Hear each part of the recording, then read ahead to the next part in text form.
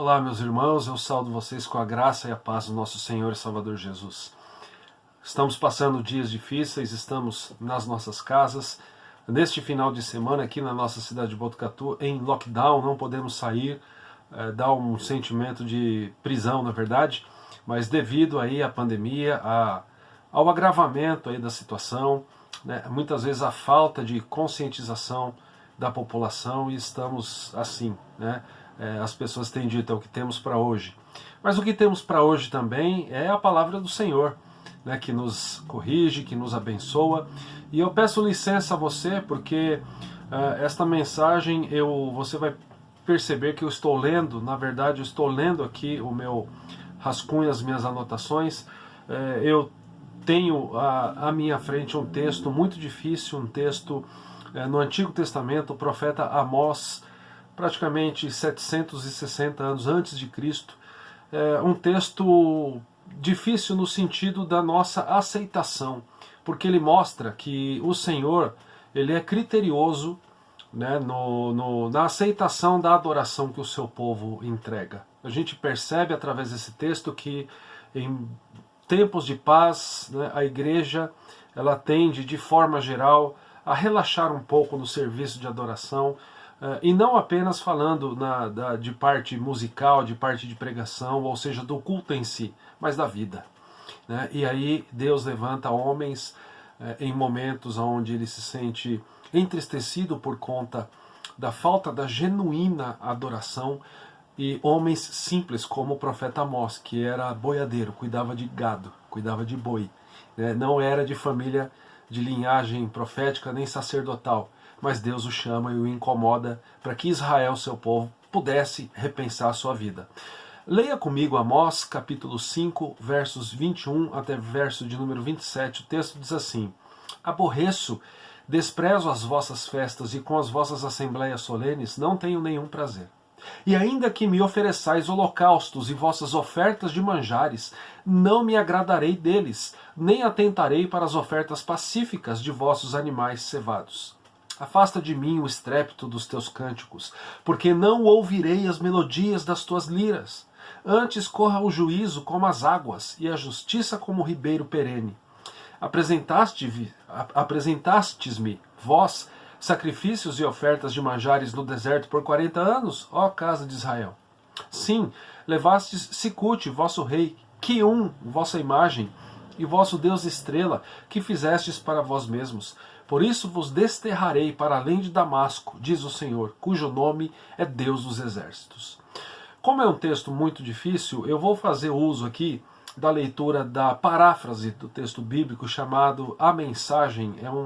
O que é uma paráfrase? É uma interpretação ou uma tradução onde o autor ele procura seguir mais o sentido do texto do que a sua letra.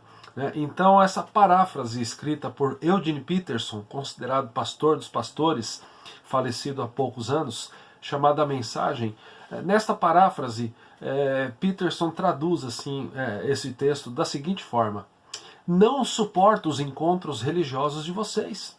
Estou cheio dos seus congressos e convenções. Não me interessam seus projetos religiosos, seus lemas e alvos presunçosos. Estou enjoado, enojado das suas estratégias para levantar fundos, das suas táticas de relações públicas e criação da própria imagem. Não suporto mais sua barulhenta música de culto ao ego. Quando foi a última vez que vocês cantaram para mim? Alguém aí sabe o que eu quero? Eu quero justiça, um mar de justiça. Eu quero integridade, rios de integridade. É isso que eu quero, isso é tudo o que eu quero. Vocês, família de Israel, me adoraram fielmente durante 40 anos no deserto, apresentando os sacrifícios e ofertas que exigi? Como foi que se rebaixaram a carregar por aí estátuas dos seus pretensos governantes, transportando imagens baratas de todos os deuses estrelas para lá e para cá? Já que vocês gostam tanto deles, podem levá-los com vocês quando eu os expulsar para o exílio além de Damasco. É a mensagem do Eterno, do Senhor dos exércitos de anjos. É interessante que quando a gente olha para esse livro do profeta Amós, e você procura um pouco mais de informação para trazer luz, nós temos, por exemplo, qual o propósito do livro? Revelar a seriedade do julgamento divino por causa da infidelidade pactual de Israel e de Judá, e declarar esperança de grande restauração depois do exílio que estava se aproximando. É um livro escrito aproximadamente 760 a 750 a.C., e algumas verdades fundamentais que o texto nos dá. Assim como as nações gentias seriam julgadas pela sua pecaminosidade, Israel e Judá, o povo de Deus, seriam julgados pelos seus pecados, e isso através da agressão do povo assírio. Uma outra verdade é que o pleito de Deus contra Israel era inegável e a causa de muitos problemas para Israel, tanto na natureza quanto na guerra. Outra verdade, que as visões de futuro de Amós confirmaram que Samaria seria destruída pela agressão assíria. E embora Israel e Judá fossem julgadas juntamente com as outras nações, após o exílio elas seriam exaltadas acima dos seus vizinhos. Para entender um pouco do contexto do livro, Amós então é escrito em um momento onde o povo de Deus vivenciava uma certa paz. A maioria dos intérpretes afirma que os oráculos, ou seja, que as profecias contidas no livro haviam sido entregues na década de 760 a 750 a.C., quando do reinado de Jeroboão II, né, em Israel. Um tempo de tranquilidade, um tempo onde a economia local estava, de certa forma, fortalecida. O rei havia restaurado fronteiras de Israel de acordo com profecias de Jonas, né, que a gente tem depois, se você quiser, leia lá 2 Reis 14, 25. E pastor Eugene Peterson, que escreve esta paráfrase, a mensagem, comentando sobre a situação de Israel, ele diz algo muito interessante. Ele diz o seguinte, que no tempo de Amós, texto que nós estamos estudando, a economia estava em alta. Olha o que Peterson diz. Os mais capazes e com boas relações estavam muito ricos. Perceba aí como ele pinta, né, a sociedade, né, de Israel. Eles contratavam advogados para fraudar pequenos fazendeiros e adquirir as suas terras. Eles construíram mansões e viviam fazendo festa. Os ricos tornaram-se muito ricos, enquanto as pessoas comuns se tornavam escravos e trabalhadores explorados. Os ricos davam sim glórias a Deus, gastando sem limites nos santuários para agradecer a Deus e aos seus outros deuses por tê-los abençoado. Amós, então, avisou-os de que Deus iria esfacelar o país por causa da injustiça social que eles promoviam. Perceba que o povo de Deus buscava adorar a Deus, ao mesmo tempo que adorava a outros deuses. E Deus chama Amós para dizer assim, eu vou esfacelar o povo, para que eles aprendam, né, que eu não divido a minha glória com ninguém. Israel, nesse momento, nesse período, ele não estava enfrentando nenhuma ameaça séria. E alguns outros vão dizer que nesse período, e talvez abrindo um pouco mais aí, cerca de 40 anos, essa realidade de uma certa tranquilidade era presente no povo. Sabe o que a gente pode entender até aqui? Uma coisa muito simples. Em períodos em que o povo de Deus não sofre perseguição, não é confrontado, a tendência é relaxar a qualidade da adoração ao Senhor. Daí, uma grande pergunta que a gente precisa fazer para nós mesmos. Em momentos de paz, em momentos de ausência de grandes dificuldades, o povo de Deus influencia o mundo ou é influenciado por ele? É interessante que a gente está passando um dia, né, um momento de pandemia, né, um momento onde muitas pessoas estão se lembrando de Deus.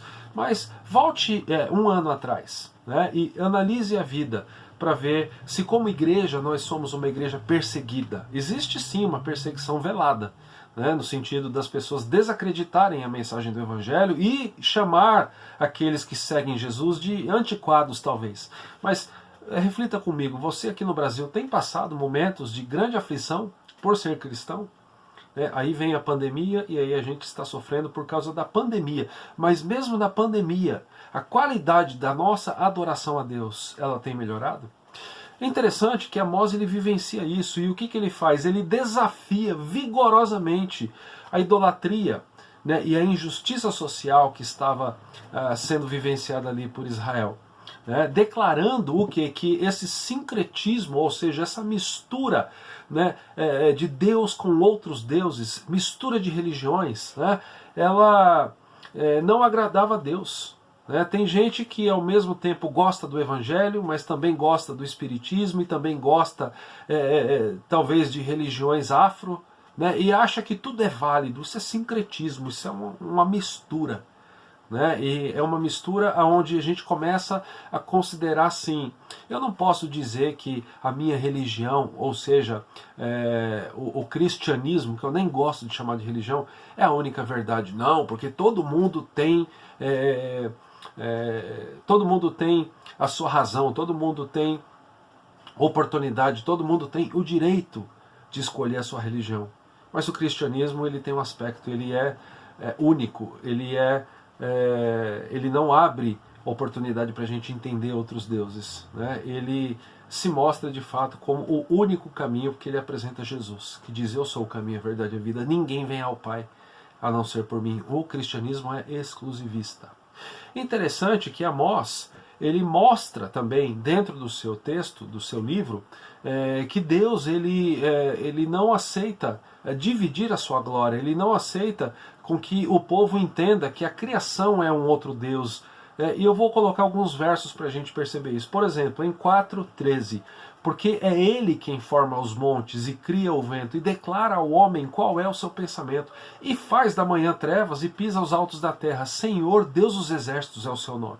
Veja como Amós está dizendo que é Deus quem assume para ele, né, a autoria da criação. Ele não vai dividir glória, né, ele não vai permitir com que o seu povo entenda que a criação, as pessoas chamam a mãe natureza. A mãe natureza não é um Deus. E a gente não pode agir como se ela fosse. Olha o verso 5, né, o capítulo 5, verso 8. Procurai o que faz o sete estrelo e o Órion, e torna a densa treva em manhã, e muda o dia em noite, o que chama as águas do mar e as derrama sobre a terra. Senhor é o seu nome. Ele é quem é o Criador de todas as coisas, das estrelas, da terra, da água, do mar, tudo.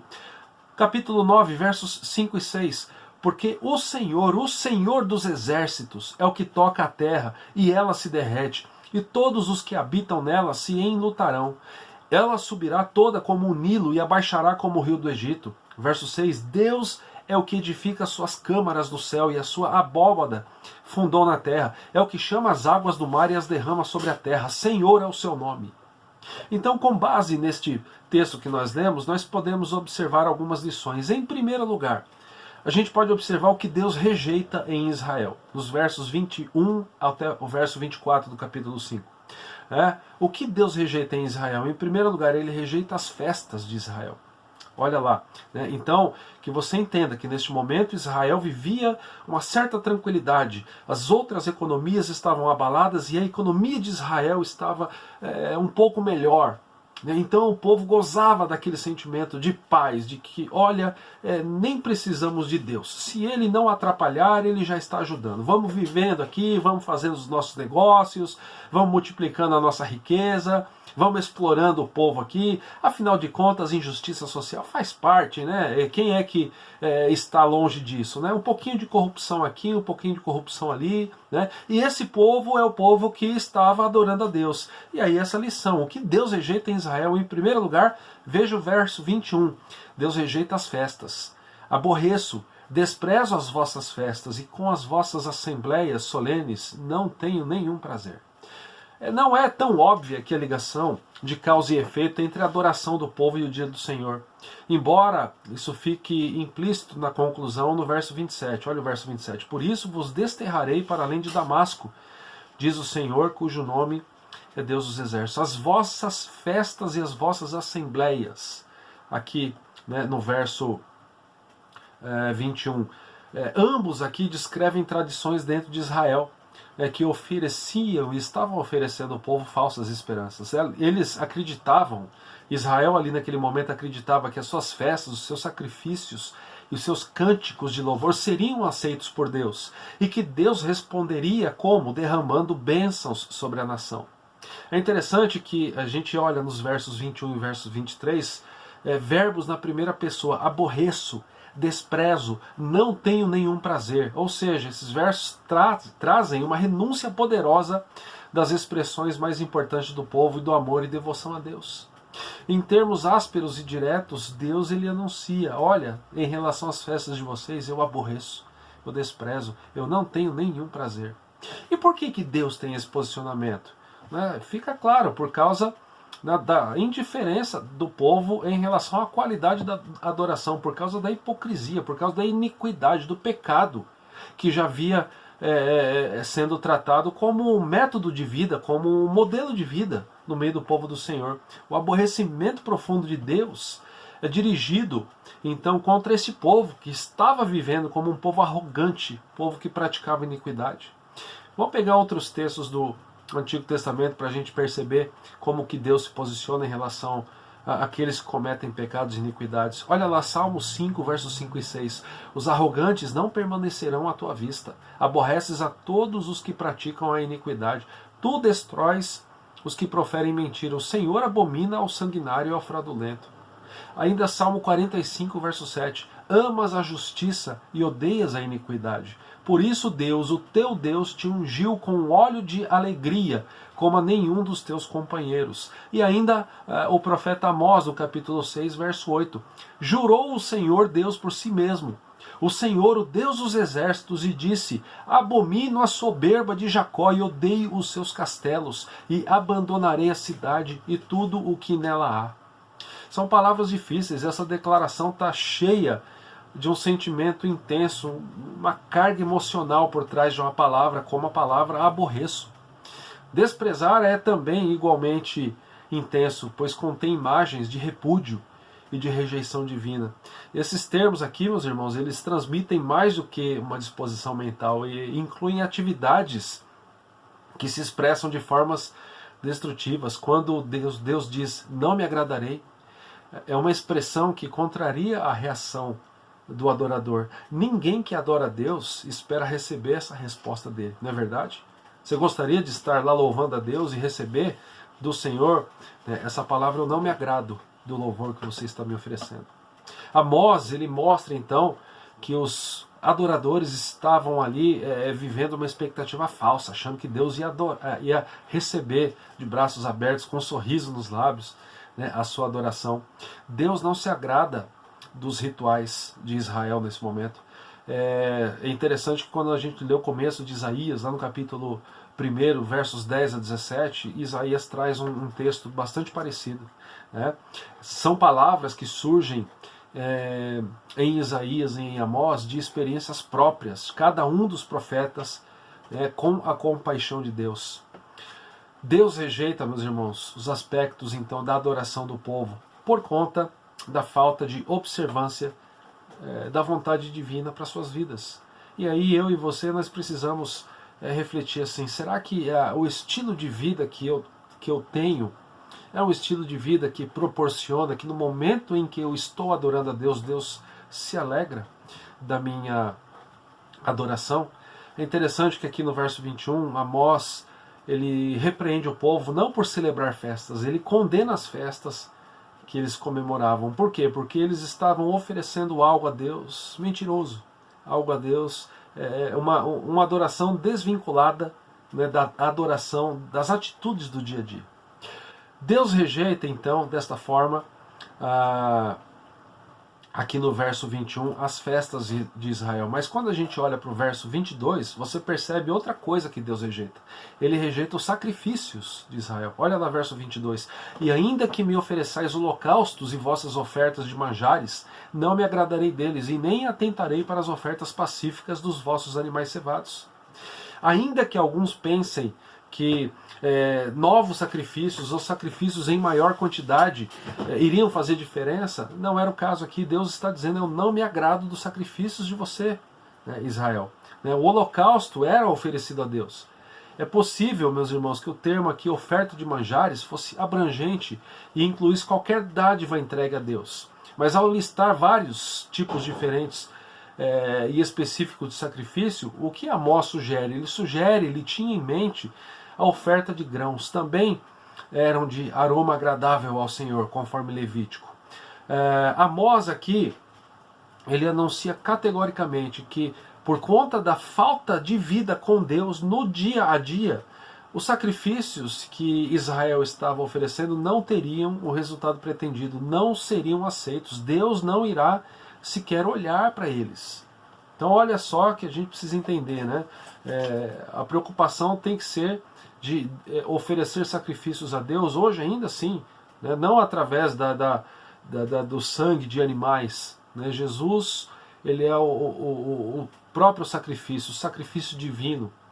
Mas a gente precisa ter o sacrifício da nossa obediência, do nosso serviço ao Senhor. Né? E é isso que a gente precisa ver. É uma reação que traz ao povo ali neste momento uma certa tristeza, mas também essa reflexão.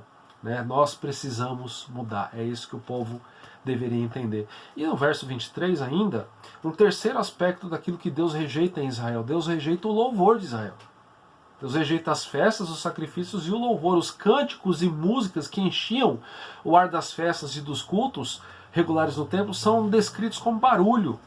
Olha só, 1 Crônicas 15, do 16 ao 24, e também no capítulo 25, indicam que a música era usada em Israel desde os tempos de Davi, e que vários salmos, nós sabemos, como o Salmo 96, começam com frases como "Cantai ao Senhor um cântico novo". As músicas e as melodias aqui, neste contexto, eram produzidas em harpa, né, também, mas eram ofensivas a Deus. Deus, ele diz que ele ficava ofendido em receber aquilo. Deus ordena então que eles parem. O verbo aqui é um verbo imperativo, é uma ordem: afasta de mim, indicando uma certa urgência em que o povo tirasse aquelas músicas diante de Deus. Por causa da falta de santidade na vida do povo, Deus rejeita em Israel as suas festas, Deus rejeita em Israel os seus sacrifícios e rejeita também a adoração. Agora, em segundo lugar, o que Deus aceita? A gente vê do verso 24 ao 27. Amós está dizendo então o que Deus não estava aceitando em Israel, mas o que Deus de fato queria. Né? No verso 24 fica claro para nós o que Deus quer, o que Deus aceita: justiça. Antes corra o juízo como as águas e a justiça como o ribeiro perene. Nos versículos anteriores, então, como nós falamos, Deus rejeita a adoração no templo como uma forma de comunicação entre ele e o povo. Agora, ele abre a porta para a verdadeira adoração na sua presença. A forma imperativa aqui do verbo, né, corra o juízo como as águas, corra a justiça como o ribeiro perene. É uma admoestação que Deus está fazendo, uma mudança no enfoque central da adoração do povo, deixando a realização do ritual e passando a buscar na vida justiça, né, e retidão. Isso deixa implícito aqui que o profeta rejeita qualquer tipo de adoração como sendo mal desnecessária. Significa simplesmente o quê? Que a justiça deve ocupar o lugar central na vida de todo aquele que deseja entrar na presença de Deus. Você quer louvar a Deus, então a justiça tem que fazer parte da nossa vida. Você quer oferecer sacrifícios, oferecer louvor e adoração a Deus, então nós temos que ser guardiães da justiça. Miqueias 6, do verso 6 até o verso 8, deixa isso claro também. O texto diz assim: com que me apresentarei ao Senhor e me inclinarei ante o Deus excelso? Virei perante ele com holocaustos, com bezerros de um ano? Agradar-se-á ao Senhor de milhares de carneiros, de 10.000 ribeiros de azeite? Darei o meu primogênito pela minha transgressão, o fruto do meu corpo pelo pecado da minha alma? Aí ele responde que Deus quer. Ele te declarou, ao homem, o que é bom, e o que é que o Senhor pede de ti? Que pratiques a justiça e ames a misericórdia e andes humildemente com o teu Deus. Que pratiques a justiça e ames a misericórdia e andes humildemente com o teu Deus. É isso que Deus espera. Se o relacionamento social e legal do povo, especialmente para com os pobres e fracos, não é coerente com as responsabilidades apresentadas na lei de Deus, então dificilmente o povo de Deus vai receber a aprovação de Deus. E a gente precisa entender isso aqui. Os versos 25 e 26 também mostram que o que Deus espera do povo é verdadeira, a presença da verdadeira adoração. Versos 25 e 26. Apresentastes-me, vós, sacrifícios e ofertas de manjares no deserto por 40 anos, ó casa de Israel. Sim, levastes Sicute, vosso rei, Quium, vossa imagem, e o vosso Deus estrela, que fizestes para vós mesmos. Amós, ele começa aqui no verso 25 com uma pergunta onde ele espera uma resposta negativa. A pergunta faz referência à aceitação da adoração do povo durante os 40 anos, né, que ele fica no deserto. Alguns são de uma tradição que vão dizer que o povo foi aceito, que Deus aceitou então os sacrifícios que o povo fez no deserto, mas que ali não havia condição de fazer o sacrifício de animais, porque não existiam animais ali, né? Mas a questão não é nem essa. Amós, ele está dizendo o seguinte, que Deus estava condenando o povo, porque o povo, né, vivia levando essa mistura de crenças entre Yahvé, o Deus de Israel, e outros deuses. Isso está no verso 26. Vocês levaram outros deuses, Sicute, vosso rei, Quium, vossa imagem, vosso Deus estrela, deuses estrelas. Vocês estão fazendo essa mistura, e o que o Senhor ele espera uma adoração verdadeira do seu povo. Assim Amós deixa claro para nós o seguinte, ele pede ao povo, né, que se lembrasse do passado. Se por um lado aqueles 40 anos no deserto geram discussão no sentido de que, mas o povo ali estava sacrificando, o povo ali estava plantando, oferecendo grãos ao Senhor, mas o que Amós quer que Israel entendesse naquele momento é que Deus estava falando que o povo lá atrás, mesmo impedido muitas vezes de oferecer animais ao Senhor, ele oferecia a vida, ele oferecia a dependência, ele oferecia, né, obediência, e vocês precisam aprender com eles, mas vocês não têm feito isso, vocês estão trazendo, misturando, né, a presença do Senhor à presença de deuses falsos. É uma referência aqui, essa falsa adoração. Olha lá o verso 26, referências a uma estrela que é o Deus de vocês, e as imagens são evidências indiscutíveis da falsa adoração, que tem características aqui astrológicas, uma vez que Quium, quem é Quium? É um excelente paralelo de um deus acádio, Cauane, né? O nome dado a Saturno é Sicute, é quase idêntico ao termo acádio Sacude, também chamado de Ninurta ou Ninibe, que também se refere a Saturno. Ao que parece, Amós está descrevendo um tipo de falsa adoração a Israel.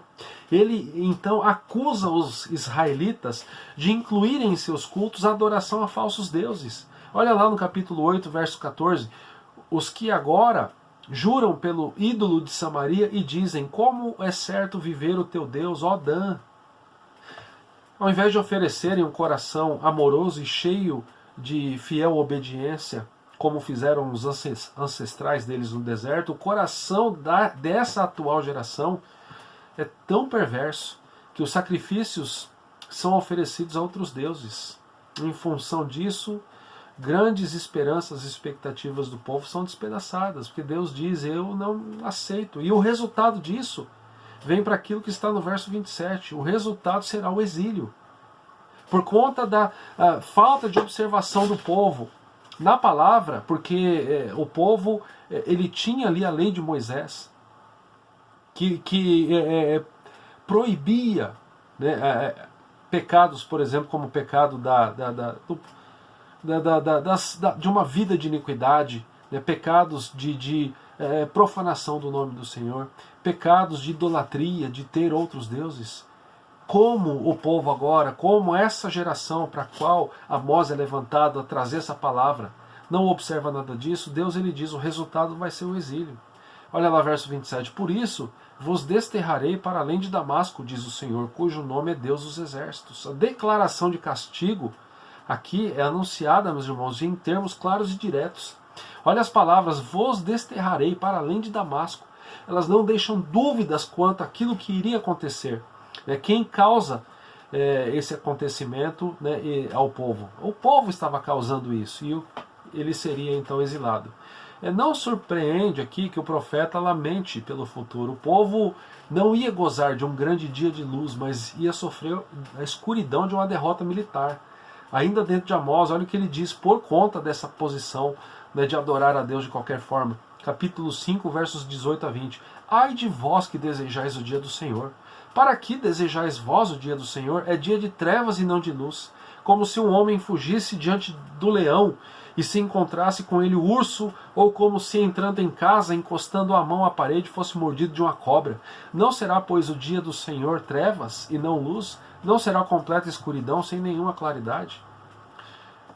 Depois dessa breve conclusão, Amós afirma a validade das palavras da sua profecia, semelhantes às de um juramento. Ele diz: Yahvé, cujo nome é o Deus dos exércitos. Não se trata de uma doxologia em forma de hino, né, mas de um refrão de encerramento idêntico, jurando enfaticamente que as palavras do profeta e o castigo descrito são certos. Então Amós, ele traz essa realidade. Amós, ele é levantado, um homem que não vinha de uma linhagem de sacerdotes, de uma família especial, de uma família abençoada, né, no sentido financeiro. Amós era um homem simples, e ele fica quieto. Ele era um homem que observava atentamente o que estava acontecendo, mas ele fica quieto até o momento em que Deus diz: vai, levanta e traz essa mensagem ao meu povo. E aí ele abre a boca. E quando você lê o livro todo, você percebe que aqueles que estavam investidos de autoridade chegam a dizer: Amós, fica quieto, as palavras que você está dando aí, trazendo, não podem se cumprir, porque senão nós aqui, o povo do Senhor, nós seremos prejudicados. E ele diz assim: então, já que você está falando isso, você vai ver o que vai acontecer com você, e a pessoa morre. Leia Amós, você vai perceber. Amós está deixando bem claro para nós aqui que a gente precisa repensar, né, nesses momentos de pandemia, né, se nós adoramos a Deus da maneira correta, se nós o amamos por quem Ele é, ou se nós o buscamos por aquilo que Ele pode nos dar. À luz desse texto, para a gente encerrar, meus irmãos, nós devemos refletir seriamente, em primeiro lugar, na qualidade da nossa adoração. Você tem buscado a Deus? Você adora a Deus todos os dias da tua vida? Aí na sua casa, nesse momento onde você está tão dentro da sua casa, você adora a Deus aí? Outra coisa que nós precisamos refletir seriamente, nas prioridades que nós temos. As prioridades, a vida, aquilo que toma a nossa agenda, que toma o nosso tempo. São questões relacionadas ao Senhor, à sua glória, ao seu reino? Ou são apenas questões passageiras? Fico o dia inteiro aqui procurando desenvolver o meu trabalho e se eu tiver um tempinho eu busco a Deus.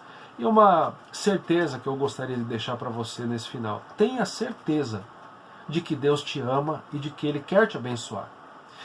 E que essa convicção desse amor de Deus por nós faça com que aconteçam mudanças na nossa vida. Mudanças no sentido de querermos, de buscarmos e de fato adorarmos ao Senhor por quem Ele é, por tudo aquilo que Ele já fez, por amor, por gratidão, e não pensando naquilo que Ele pode nos dar. Não vamos fazer como Israel nos tempos de Amós, em que, observando ali aquela certa tranquilidade, como o pastor Francis Chan diz, né? Aí o cristão abre a geladeira e vê assim: tem comida. Ele olha o saldo no banco, fala assim: eu tenho uma provisão boa aqui, né? Então vamos gozar a vida, vamos, né, aproveitar a vida. É isso que estava acontecendo, né, no tempo de Amós. E Amós é levantado pelo Senhor para mostrar que Deus não aceita uma adoração feita de qualquer forma, de que Ele não aceita dividir a sua glória com ninguém, porque Ele é o único Deus, Criador dos céus e da terra, o sustentador das nossas vidas, e aquele que nos ama. E se você duvidar do amor do Senhor por conta das realidades, por conta da pandemia, por conta das dificuldades da vida, lembre de Jesus de braços abertos na cruz do Calvário, ali como seu substituto naquela cruz, morrendo a nossa morte para que vivêssemos a sua vida. Vamos orar. Obrigado, Senhor, pela Tua palavra que nos exorta a repensar a nossa vida como igreja, a repensar a nossa santidade, a repensar a qualidade da adoração na nossa vida. Que o Senhor nos faça entender, ó Pai, à luz do profeta Amós, a importância de sermos verdadeiros, íntegros, corretos diante do Senhor. Perdoa os nossos pecados, perdoa quando falhamos, ó Pai, provavelmente iremos falhar ainda, mas que o Senhor continue derramando sobre nós graça e misericórdia e perdoando-nos, ó Pai, para que possamos, ó Pai, a cada dia repensar a nossa vida e oferecer o melhor que nós temos ao Senhor. Nós oramos em nome do Senhor Jesus. Amém e amém. Que a graça do nosso Senhor e Salvador Jesus, que o amor do nosso amado e eterno Pai, que a comunhão e o consolo do Santo Espírito estejam sobre nós, povo do Senhor, hoje, para todo sempre. Amém e amém. Que Deus te abençoe.